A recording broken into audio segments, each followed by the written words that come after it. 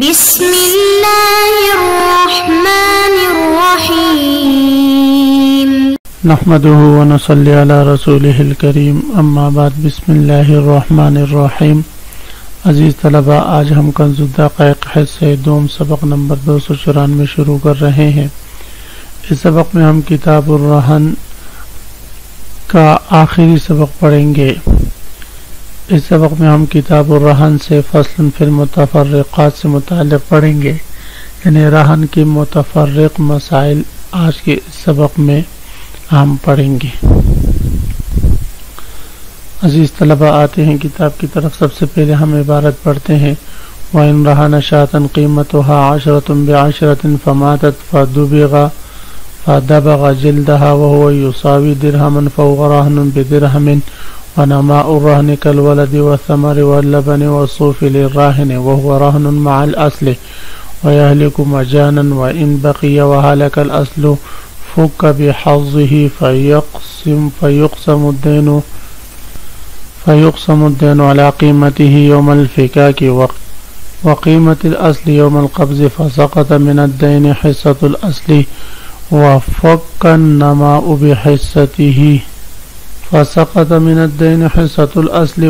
النماء بحصته ويصح الزيادة في الرهن لا في الدين. وإن رهن عبدا ب1000 فدفع عبدا آخر رهن مكان الأول وقيمة كل 1000 فالأول رهن حتى يرده إلى الراهن والمرتهن في الآخر يمين حتى يجعله مكان الأول۔ اس عبارت سے مصنف علیہ الرحمہ یہ مسئلہ بیان فرما رہے ہیں کہ اگر کوئی شخص 10 دراہم دین کے بدلے میں اپنی بکری جس کی قیمت 10 دراہم ہو وہ رہن کے طور پر رکھوا دے اور وہ بکری بغیر ذبح کیے مرتہن کے پاس ہلاک ہو جائے، اس کے ہلاک ہونے سے مرتہن کا دین ساقط ہو جائے گا کیونکہ اس کا قبضہ یہ مضمون تھا، تو اب اس کا دین ساقط ہو گیا۔ لیکن اگر مرتہن نے اس سے چمڑا اتار کر اس کو دباغت دی اور اس چمڑے کی قیمت 1 درہم ہو تو اب یہ 1 درہم کے بدلے میں یہ چمڑا اس کے قبضے میں مضمون ہوگی۔ اگر راہن چاہے تو 1 درہم دے کر وہ قبضہ اس سے لے لے اور وہ دباغ شدہ چمڑا اس سے لے لے، اگر چاہے تو اسی کے پاس رہنے دے۔ باقی جو بکری کی قیمت 10 دراہم تھی ان میں سے 9 دراہم اس کے ہلاک ہونے سے ہم یہ کہیں گے کہ وہ مرتہن کا دین راہن کے ذمے سے ساقط ہو چکا۔ وَإِنْ رَهَنَ شَاةً قِيمَتُهَا 10، اگر کوئی شخص بکری رکھے بطور رہن کے جس کی قیمت 10 دراہم ہو ب10 10 دراہم دین کے بدلے میں فماتت پس وہ بکری مر جائے فدبغ جلدہا راہن مرتہن اس کے چمڑے کو دباغت دے دے وہ یصاوی درہمن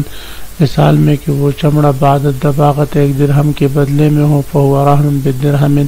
تو یہ چمڑا اب اس کے قبضے میں 1 درہم کے بدلے رہن کے طور پر ہوگا۔ وَنَمَاءُ الرَّهْنِ كَالْوَلَدِ وَالثَّمَرِ وَاللَّبَنِ وَالصُّوفِ لِلرَّاهِنِ۔ اس عبارت میں مصنف علیہ الرحمہ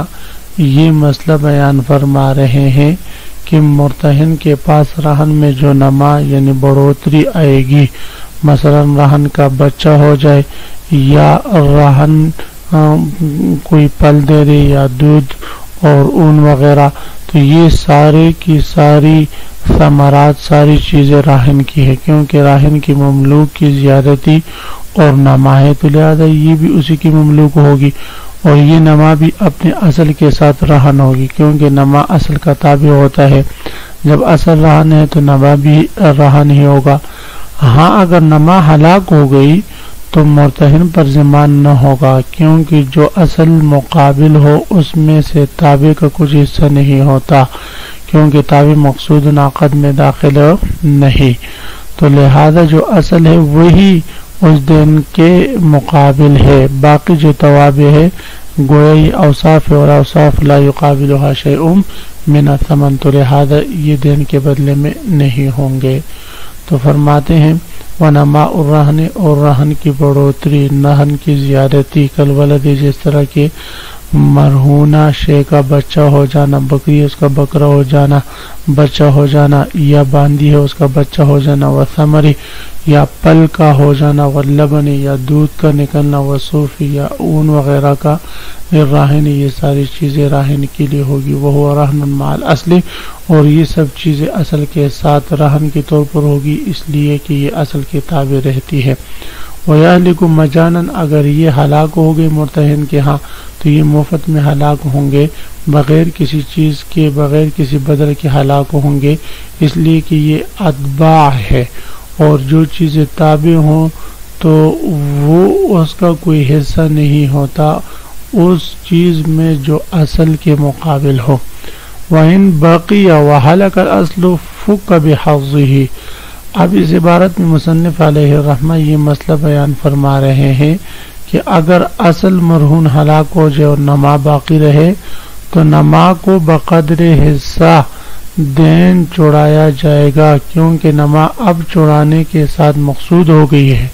اور تابع جب مقصود ہو جائے تو اس کے مقابلے میں قیمت آتی ہے۔ اب یہ کیسے معلوم ہوگا کہ نما دین کی کتنی مقدار کے عوض محبوس ہے؟ تو اس کی صورت یہ ہے کہ اصل کی اس دن کی قیمت جس دن مرتہن نے اس پر قبضہ کیا، اور نما کی اس دن کی قیمت جس دن راہن اس کو چھڑا رہا ہے متعین کیا جائے، اور ان دونوں پر مرتہن کا دین تقسیم کیا جائے، تو جو اصل کے مقابلے میں آئے دین کی وہ مقدار ساقط ہو جائے گی، اور جو مقدار نما کے مقابلے میں آئے راہن اس کو ادا کر کے نما چھوڑا لیں۔ مثلا قرضہ 10 دراہم ہے اور اصل مرہون کی قیمت قبضے کے دن 10 دراہم ہے، اور نما کی قیمت چھوڑانے کے دن 5 دراہم ہے، تو دونوں کی قیمت 10 اور 5 ملا کر 15 روپے ہوئی۔ اب دین کو مجموعی قیمت پر تقسیم کیا جائے گا،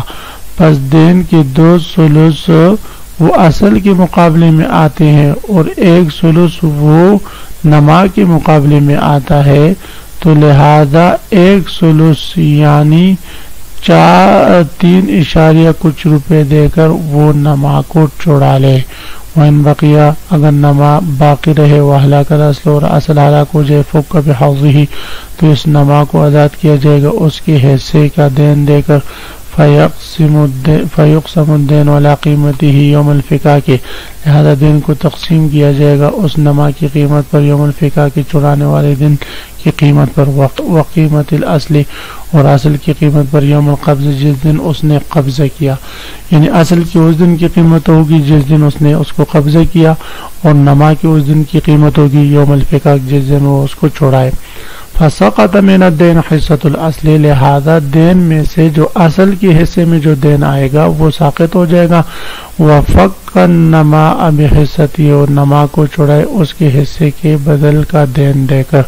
ویصح زیارت فی الرہن لا فی الدین۔ اس عبارت میں مصنف علیہ الرحمہ یہ مسئلہ بیان فرما رہے ہیں کہ رہن میں زیارتی جائز ہے۔ مثلا ایک شخص نے کپڑا 10 روپے کے بدلے رہن رکھا تھا، اس کے بعد ایک اور کپڑا رہن رکھا، تو یہ جائز ہے، کیونکہ یہ ایسا ہے جیسے کہ سمن اور مسمن میں زیادتی کرے، تو جس طرح وہاں زیادتی جائز ہے اسی طرح رہن میں بھی جائز ہوگی۔ لہذا مذکورہ صورت میں اگر ایک کپڑے کے بعد دوسرا کپڑا رہن رکھوایا تو یہ دونوں کپڑے رہن ہوں گے، مگر دین میں